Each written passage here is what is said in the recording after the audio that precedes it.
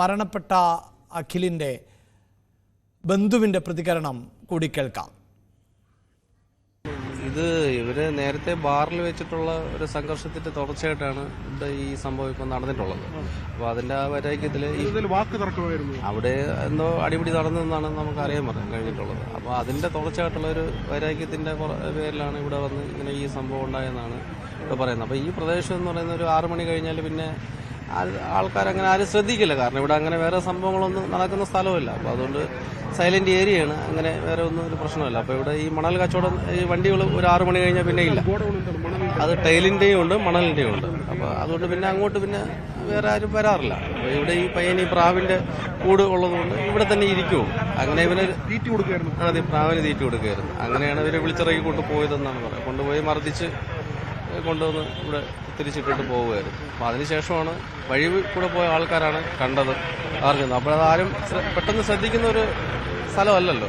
ഇവിടെ ഇരുട്ടുമാണ്, street light അല്ലെങ്കിൽ വേറെ കാര്യങ്ങളൊന്നുമില്ല.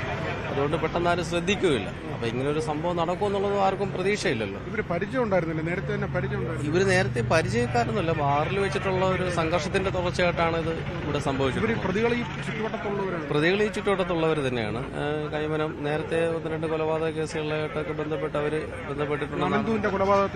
ബന്ധപ്പെട്ടിട്ടുള്ളവരാണെന്നാണ് അറിയാൻ കഴിഞ്ഞിട്ടുള്ളത്. അത് എന്താണെന്നുള്ള വളരെ വ്യക്തമായിട്ടുള്ള നമുക്കറിയാൻ പറ്റില്ല. അതിന് ബാക്കി പോലീസ് അന്വേഷണത്തിൽ അത് അറിയാൻ പറ്റുള്ളൂ. റൈറ്റ്, ഇതാണ് ബന്ധുവിന്റെ പ്രതികരണം ഉണ്ടാകുന്നത്. നേരത്തെ DCPയും ഇതേ തരത്തിലുള്ള പ്രതികരണമാണ് നടത്തിയത്. തെരഞ്ഞെടുപ്പ് ദിവസത്തിൽ അടക്കം ചില വാക്കുതർക്കങ്ങൾ ഉണ്ടായിരുന്നു. അതിന്റെ പ്രതികാരം എന്ന നിലയിൽ പ്രതികൾ ആസൂത്രിതമായി തന്നെ നടത്തിയ കുറ്റകൃത്യം ആണ് എന്നതാണ് DCP പറയുന്നത്. 4 പേർക്ക് നേരിട്ട് ഇതിൽ പങ്കുണ്ട് എന്ന് DCP പറയുന്നുണ്ട്. ഈ 4 പേരും 2019 കൊലപാതകത്തിൽ പ്രതികൾ കൂടിയാണ്. അഖിൽ, അനീഷ്, വിനീഷ്, സുമേഷ് എന്നിവരാണ് പ്രതികൾ. അതേസമയം ഇവർ ജാമ്യത്തിൽ ഇറങ്ങിയതാണ്. നേരത്തെ മുൻ പോലീസ് ഉദ്യോഗസ്ഥൻ സുഭാഷ് ബാബു ചോദിച്ചതുപോലെ എങ്ങനെയാണ് ഇത്തരത്തിൽ ക്രൂരകൃത്യങ്ങൾ ചെയ്യുന്നവർക്ക് ജാമ്യത്തിൽ ഇറങ്ങാൻ പറ്റുന്നത്? ജാമ്യത്തിൽ ഇറങ്ങിയാൽ തന്നെ ഇവരെ എന്തുകൊണ്ട് പോലീസ് കൂടുതൽ മോണിറ്റർ ചെയ്യുന്നില്ല എന്ന നിരവധി സംശയങ്ങൾ ഇപ്പോഴും തുടരുന്നുണ്ട്.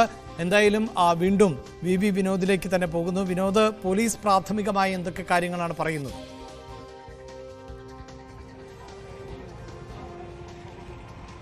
ഇതിൽ പ്രതികളെല്ലാം ഐഡന്റിഫൈ ചെയ്തിട്ടുണ്ട്. 4 പേരാണ് വാഹനത്തിലെത്തിയത്. കൃത്യത്തിൽ പങ്കെടുത്തത് 3 പേരാണ്. ഈ 4 പേരെയും തിരിച്ചറിഞ്ഞിട്ടുണ്ട്. ഈ 4 പേരും നേരത്തെ 2009 നടന്ന കൊലപാതകം, നമ്മൾ നേരത്തെ സൂചിപ്പിച്ചത് തന്നെയാണ്. അത് അനന്തകൃഷ്ണ എന്ന കൊലപാതകം. ആ കൊലപാതകത്തിൽ ഉൾപ്പെട്ടിട്ടുള്ള പ്രതികളാണ് അവർ. ആ കേസിൽ ജാമ്യത്തിലാണ്. അതിനെ തുടർന്ന് ഇപ്പോൾ വീണ്ടും ഒരു കൊലപാതകം കൂടി അവർ നടത്തിയിരിക്കുന്നു. ഇതിനിടയിൽ മറ്റ് ക്രിമിനൽ കേസുകളുമുണ്ട്. DCP പറയുന്നത് ഇവരെ തിരിച്ചറിയാനായിട്ട് വളരെ വേഗം തന്നെ ഇവരെ പിടികൂടാൻ സാധിക്കും. വാഹനം ഇവർ സഞ്ചരിച്ചത്, അതായത് വിഴിഞ്ഞത്ത് നിന്ന് ഇവർ റെന്റിനെടുത്തൊരു കാറിലാണ് ഇവിടേക്ക് എത്തുന്നത്. ആ വാഹനം കണ്ടെടുക്കാനായിട്ടുണ്ട്. ഒരാൾ കസ്റ്റഡിയിലുള്ളതായ വിവരമുണ്ട്. പക്ഷേ പോലീസ് ഇതുവരെ അത് സ്ഥിരീകരിച്ചിട്ടില്ല. ഒരാൾ കസ്റ്റഡിയിലെന്ന വിവരം നമുക്ക് ലഭിക്കുന്നുണ്ട്. മറ്റുള്ളവരെ വളരെ വേഗം പിടികൂടാൻ കഴിയുമെന്നാണ് പോലീസ് പറയുന്നത്. തിരുവനന്തപുരം നഗരത്തെ സംബന്ധിച്ച് ഒരിടവേളയ്ക്ക് ശേഷം വീണ്ടും ഈ തരത്തിലുള്ള കൊലപാതകം ഒരു ശമനമുണ്ടായിരുന്നതാണ്. അതിനാണ് ഇപ്പോൾ മാറ്റമുണ്ടാകുന്നത്. വീണ്ടും അക്രമി സംഘങ്ങൾ തലവെക്കുന്നു. ബാറിലുണ്ടായ ഒരു തർക്കം, ആ തർക്കത്തെ തുടർന്ന് ഒരാഴ്ചയ്ക്ക് ശേഷം ഇപ്പോൾ ഒരു യുവാവിനെ കൊലപ്പെടുത്തുന്ന നിലയിലേക്ക് എത്തിയിരിക്കുന്നു. മാത്രവുമല്ല, ഈ കൊലപ്പെടുത്തുന്ന രീതി തന്നെ അതിനിഷ്ഠൂരമായി വലിയ ഭാരമുള്ള കല്ല് ശരീരത്തിലിട്ട് തലയോട്ടി പിളർന്ന നിലയിലാണ് ഒടുവിൽ ശരീരം കണ്ടെത്തുന്നത്. ആ നിലയ്ക്ക് അതിക്രൂരമായി ഒരു യുവാവിനെ കൊലപ്പെടുത്തുന്ന സാഹചര്യം. ഇവർ ഇതേ രീതിയിൽ നേരത്തെയും കൊലപാതകം നടത്തിയിട്ടുണ്ട്. അന്ന് ആ KGF സിനിമയിലെ ഡയലോഗൊക്കെ മൊബൈൽ ഫോണിൽ ചിത്രീകരിക്കുകയും തുടർന്ന് ആ യുവാവിന്റെ ഞരമ്പുകൾ അറക്കുകയും കരിക്ക് കൊണ്ട് തല ഇടിച്ച് ചതയ്ക്കുകയും ഒക്കെയും ചെയ്ത പ്രവൃത്തി, ആ പ്രവൃത്തിക്ക് സമാനമായ രീതിയിൽ തന്നെ അതിക്രൂരമായി മറ്റൊരു യുവാവിനെ കൂടി കൊലപ്പെടുത്തിയിരിക്കുന്നു. ഒരു വാക്കുതർക്കത്തിന്റെ പേരിൽ, ബാറിലുണ്ടായ ഒരു തർക്കത്തിന്റെ പേരിലാണ് ഇത്തരത്തിൽ വീട്ടിലേക്കെത്തി വിളിച്ചിറക്കി ആ യുവാവിനെ കൊലപ്പെടുത്തിയിരിക്കുന്നത്. പോലീസ് തീർച്ചയായും ബാറിലുണ്ടായ തർക്കത്തിന്റെ പേരിൽ ആണ് ഇത്തരത്തിൽ ഒരു അരുങ്കൊല എന്ന് പറയുമ്പോൾ തന്നെ അങ്ങേയറ്റം ക്രൂരമായ കൊലപാതകം ആണ് നടന്നിട്ടുള്ളത്. കൃത്യമായി തലയ്ക്ക് ആവർത്തിച്ചടിക്കുന്നു.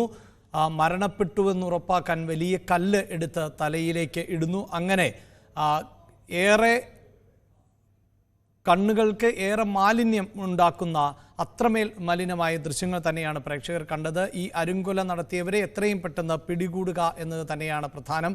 അതിന് പോലീസിന് നടപടികൾ ആരംഭിച്ചിട്ടുണ്ട്. പ്രതികൾക്ക് പിന്നാലെയാണ് പോലീസ് എന്നാണ് DCP പറയുകയും ചെയ്തത്. വാർത്തയുടെ വിശദാംശങ്ങളാണ് VV വിനോദ് നൽകിയത്.